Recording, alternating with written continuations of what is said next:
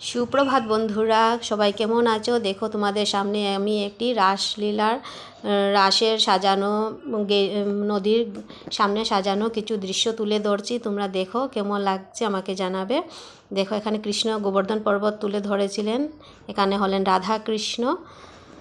জায়গায় জায়গায় মূর্তি রাখা হয়েছে কিছু, খুব সুন্দর সুন্দর। তোমরা আমার সাথে থাকো, দেখতে থাকো।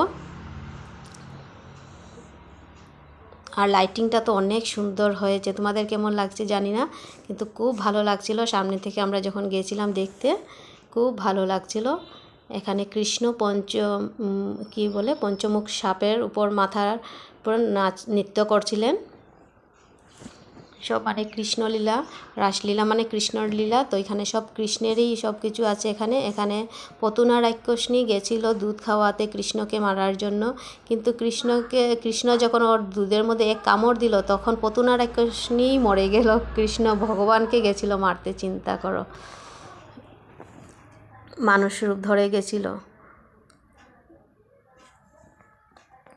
খুব সুন্দর, রাত্রের লাইটিংটা ভালো লাগছিল। 2 দিন হয়েছিল অনুষ্ঠান। এখানে কৃষ্ণ ননি চুরি করছেন ভাণ্ড থেকে বন্ধুদের সঙ্গে নিয়ে। দেখো একজনের উপর চড়ে ননি চুরি করছিলেন। খুব সুন্দর দৃশ্যগুলো, অনেক ভালো লাগছিল, তাই আমি অল্প ক্যামেরা বন্দি করে নিলাম। কালকে তো আমি ছোট একটা রিলস দিয়েছিলাম, আজকে এটা দিলাম। এখানে কৃষ্ণকে নিয়ে যাওয়া হচ্ছে যশোদা মায়ের কাছে জন্মের পর। আর একটা আমি দেখাচ্ছি।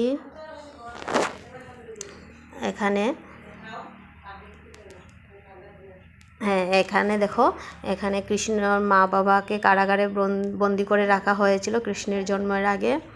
কংসের কারাগারে বন্দি ছিলেন কৃষ্ণের মা বাবা। তো ছোট ছোট কিছু মুহূর্তগুলো আমি অল্প ক্যামেরা বন্দি করে নিলাম। এখানে জুবিন গার্গের শ্রদ্ধাঞ্জলি অনুষ্ঠান করা হয়েছিল, তো আমার মনাও এখানে গিয়ে প্রণাম করে আসলো। আমরাও গেছিলাম, তো ক্যামেরার মধ্যে তুলে ধরলাম। অনেক সুন্দরভাবে সাজানো হয়েছে, কি বলবো। আর মনা তো এত খালি জায়গা পেয়ে মানে দৌড়াদৌড়ি, বাচ্চাদের তো আর বুঝতেই পারছো। বলবো তোমাদের কেমন লেগেছে ভিডিওটা জানাবে। সকলকে অনেক ধন্যবাদ পুরো ভিডিওটি দেখার জন্য। যদি আমার ভিডিওটি ভালো লেগে থাকে তাহলে লাইক কমেন্ট একটা করে দিও, খুব ভালো লাগবে। আর সকলে বলো জয় শ্রীকৃষ্ণ।